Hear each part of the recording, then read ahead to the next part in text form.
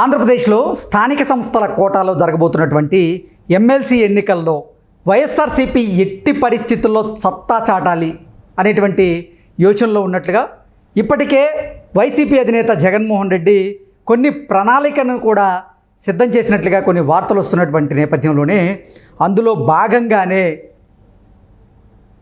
ఈ స్థానిక సంస్థల ప్రజాప్రతినిధులతో వైఎస్ఆర్సీపీ అధినేత జగన్మోహన్ రెడ్డి భేటీ అవ్వడం, వారిని అక్కడి నుంచి బెంగళూరులో ఉన్నటువంటి క్యాంపు కార్యాలయానికి తరలించి కరెక్ట్గా ఎన్నిక జరగబోయే రోజే వారిని మళ్ళీ తిరిగి ఇక్కడికి తీసుకొచ్చే యోచనలో జగన్మోహన్ రెడ్డి అలాగే జగన్మోహన్ రెడ్డి టీం ఉన్నట్లుగా కొన్ని వార్తలు వస్తున్నటువంటి నేపథ్యంలో అసలు వైఎస్ఆర్సీపీలో ఏం జరగబోతుంది అనే దాని మీద మనం విశ్లేషణ చేసుకునేటువంటి ప్రయత్నం చేద్దాం.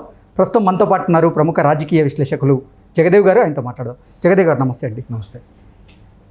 స్థానిక సంస్థల కోటాలో జరగబోతున్నటువంటి ఎమ్మెల్సీ ఎన్నికల్లో ఎట్టి పరిస్థితుల్లో వైసీపీ ఈసారి సత్తా చాటాలి అని ప్రయత్నం చేస్తుంది.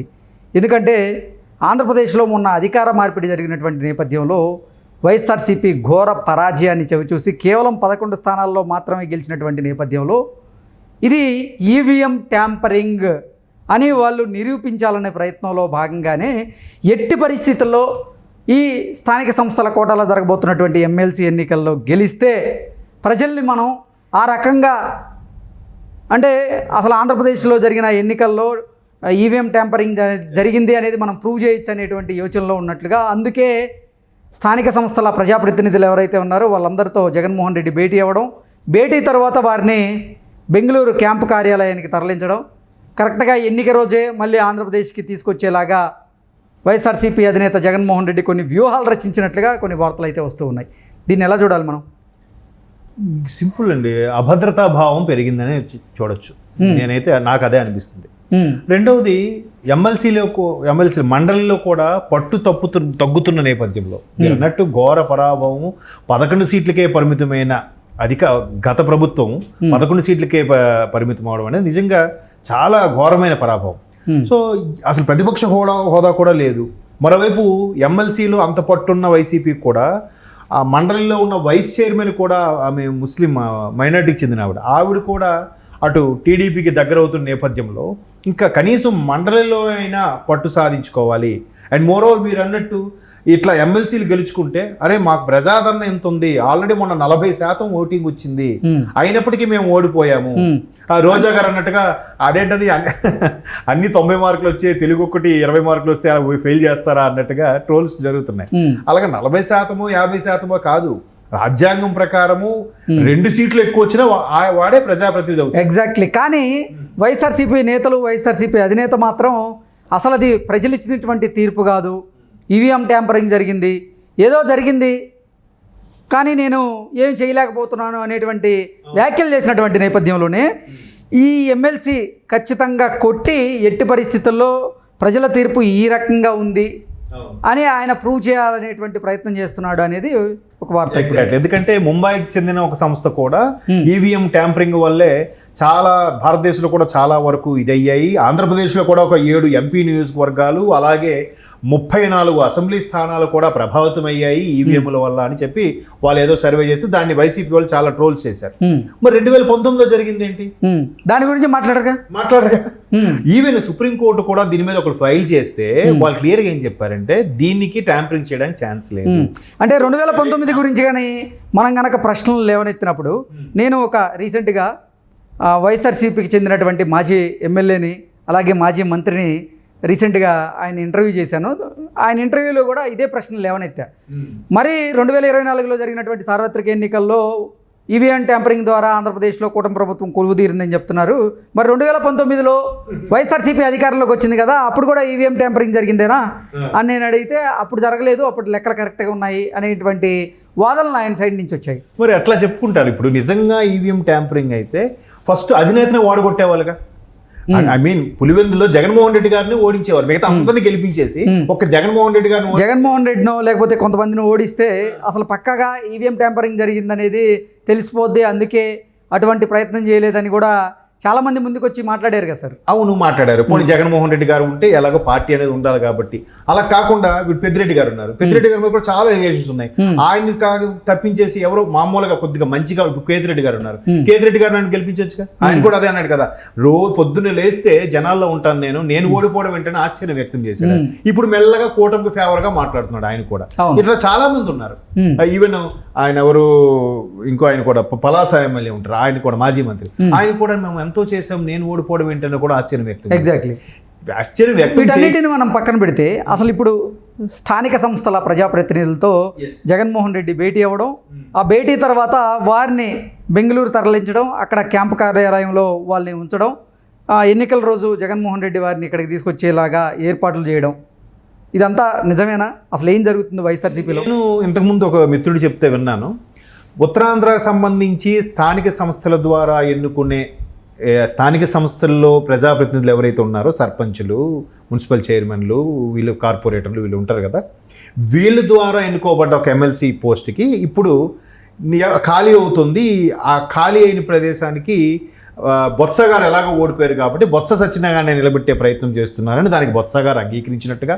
ఎందుకంటే బొత్స గారు ఉత్తరాంధ్ర అనగానే చాలా సీనియర్ నాయకులు, మాజీ మంత్రి, అలాగే మాజీ పీసీసీ చేసిన వ్యక్తి, అంత ఫేమ్ ఉన్న వ్యక్తి కాబట్టి బొత్స గారు అయితేనే కరెక్టు, ఆ పర్టికులర్ సామాజిక వర్గం కొద్దిగా అట్రాక్ట్ చేసుకోగలడు, అంత సీనియర్ ఇంకెవరూ లేరని ఆయన ఒప్పించడం. ఉత్తరాంధ్రలో కొద్దిగా ఆయనకి ఉంది కాబట్టి ఆయన చెప్పినట్టుగా వింటారు కాబట్టి ఇప్పుడు ఆయన మరలా మండలిలో ప్రవేశపెడితే నెక్స్ట్ మండలిలో ఒక సభానాయకుడిగా పెడదాము అనే ఆలోచనలో కూడా జగన్మోహన్ రెడ్డి ఆలోచన చేస్తున్నారట. దానికి సంబంధించి ఈ ఉత్తరాంధ్రలో ఉండే ఎస్పెషల్లీ శ్రీకాకుళం, విజయనగరం, వైజాగ్ ఈ 3 జిల్లాలు ఇప్పుడు ఉమ్మడి జిల్లాలు ఇప్పుడు 6 జిల్లాలు అయ్యాయి. ఈ 6 జిల్లాలకు సంబంధించిన ఈ స్థానిక సంస్థల ప్రజాప్రతినిధులు అందరూ కూడా తాడేపల్లి ప్యాలెస్లో ముందు మీటింగ్ పెట్టుకుని వెళ్ళారంట. అక్కడి నుంచి బెంగళూరుకి తరలిస్తున్నారు. మరలా ఆ ఎమ్మెల్సీ ఎన్నిక ఓటింగ్ రోజు మాత్రమే తిరిగి తీసుకొచ్చే ప్రయత్నం చేస్తున్నారు. అంటే ఇది కేవలం ఒక ఎమ్మెల్సీ కోసం ఎంత ప్రాధాన్యత, ఎంత ఖర్చు పెడుతున్నారంటే పార్టీ చాలా సీరియస్గా తీసుకుంటుంది.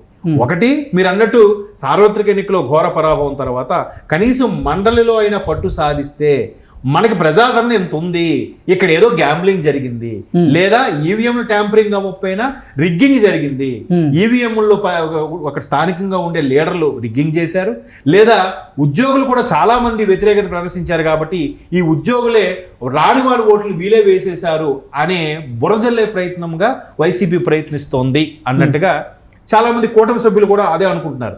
కానీ కూటమి వాళ్ళు కూడా చాలా సీరియస్గా పనిచేస్తున్నారు. ఎందుకంటే రీసెంట్గా పవన్ కళ్యాణ్ ఒక వైజాగ్ సంబంధించిన 6-5 కార్పొరేటర్లు ఆయన సమక్షంలో కండువా కప్పుకొని జనసేనలోకి రీచ్ అయ్యారు.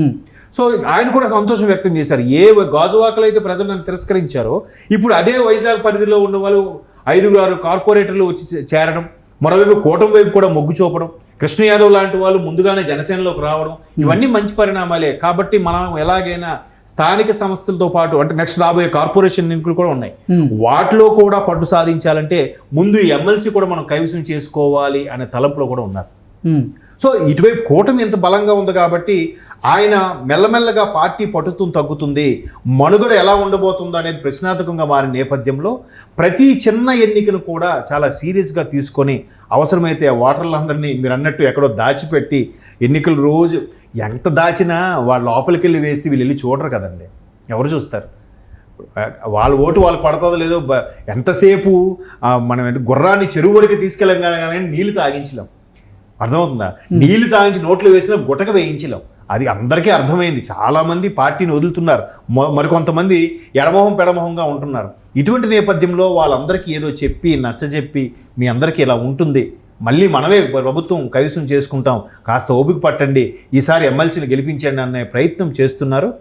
బట్ అది బెంగళూరు తరలించారా లేదంటే ఎక్కడైనా ఉంచుతున్నారా అనే విషయం అయితే తెలియదు. బట్ ఇదైతే బెంగళూరు తరలిస్తున్నారనే వార్తలు అయితే విన్నాను. బట్ విజయవాడ నుంచి బెంగళూరు తరలించి మళ్ళీ అక్కడ నుంచి ఇక్కడ షిఫ్ట్ చేస్తారా అంటే మేబీ. అంటే జగన్మోహన్ రెడ్డి కూడా ఇప్పుడు ప్రస్తుతం బెంగళూరులోని యలహంక ప్యాలెస్లో ఆయన నివాసం ఉంటున్నటువంటి నేపథ్యంలోనే దానికి దగ్గరలో ఉండేటువంటి ఒక హోటల్ చూశారు, దాంట్లోనే కార్యాలయాన్ని ఏర్పాటు చేసి అక్కడ ఉంచబోతున్నారు అనేటువంటి. అవును, ఇక్కడైతే మళ్ళీ ఆంధ్రప్రదేశ్లో అయితే కూటమి ప్రభుత్వం ఉంది కాబట్టి వీళ్ళ ఆటలు సాగవని ఉద్దేశము, లేదంటే ఇవన్నీ బయటికి లీక్ అవుతాయనే ఉద్దేశంతోనో బెంగళూరులో తీసుకెళ్తున్నారు అన్నట్టుగా వార్తలు వచ్చాయి.